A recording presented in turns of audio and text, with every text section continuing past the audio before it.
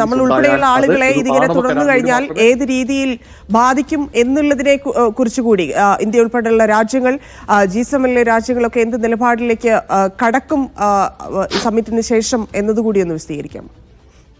ഇവിടെ കൃത്യമായ ഒരു സൂചന ഇപ്പോൾ ലഭിക്കുന്നത് G7 ഒരു പ്രമേയം വന്നു, ഒരു ഡ്രാഫ്റ്റ് റെസൊല്യൂഷൻ വരികയാണ്.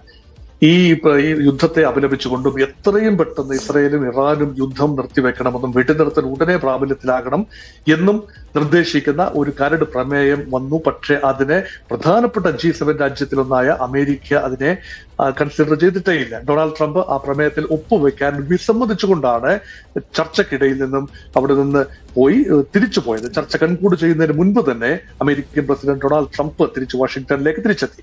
അതുകൊണ്ട് ട്രംപിന്റെ മനസ്സിൽ ഈ യുദ്ധം ഈ സ്റ്റേജിൽ തുടരട്ടെ എന്നത് തന്നെയാണ്. ഇസ്രായേൽ പരമാവധി പ്രഹരം ഇറാന്റെ മേൽ ഏൽപ്പിക്കട്ടെ എന്നത് തന്നെയാണ്. അതേസമയം G7 പൊതുവെ ഉണ്ടായ ഒരു സ്വരം എന്ന് പറയുന്നത് യുദ്ധം ലോക സമ്പദ് വ്യവസ്ഥയ്ക്ക് നല്ലതല്ല എന്ന് തന്നെയാണ്. അതേപോലെ തന്നെ യൂറോപ്യൻ യൂണിയന്റെ ഭാഗത്തു നിന്നും ശക്തമായ പ്രതികരണം ഉണ്ടായി. യുദ്ധത്തെ അപലപിക്കുന്നു, രണ്ട് രാജ്യങ്ങളെ അപലപിക്കുന്നു.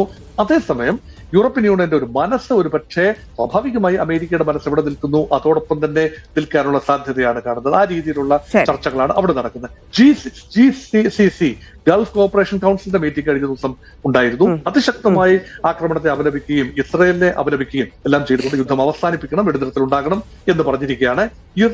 അതുപോലെ ഈ ടർക്കിയുടെ പ്രസിഡന്റ് തയ്യിബ് എർദോഗാൻ ഒരു സമാധാന നിർദ്ദേശം മുന്നിൽ വെച്ചു. അദ്ദേഹം ഇതിന്റെ മധ്യസ്ഥത വഹിക്കാം എന്ന നിർദ്ദേശമാണ്. പക്ഷെ അത് ഇസ്രായേലിന് ഒരുപക്ഷെ സ്വീകാര്യമാകാൻ സാധ്യതയില്ലാത്ത നിർദ്ദേശമാണ്. അങ്ങനെ വിവിധങ്ങളായ നിർദ്ദേശങ്ങൾ വരുന്നു. ഇന്ത്യ ഉൾപ്പെടെയുള്ള രാജ്യങ്ങൾ ഇരു രാജ്യങ്ങളും തമ്മിൽ ചർച്ച ചെയ്ത് സമാധാനപരമായി വിഷയം പരിഹരിക്കണം എന്ന നിലപാടാണ്. ഒരു തേർഡ് പാർട്ടി മീഡിയേഷൻ എന്നത് ഇന്ത്യയുടെ രീതിശാസ്ത്രമല്ലാത്തത് കൊണ്ട് ഇന്ത്യ അതേക്കുറിച്ച് സൈലന്റ് ആയി നിൽക്കുന്നു.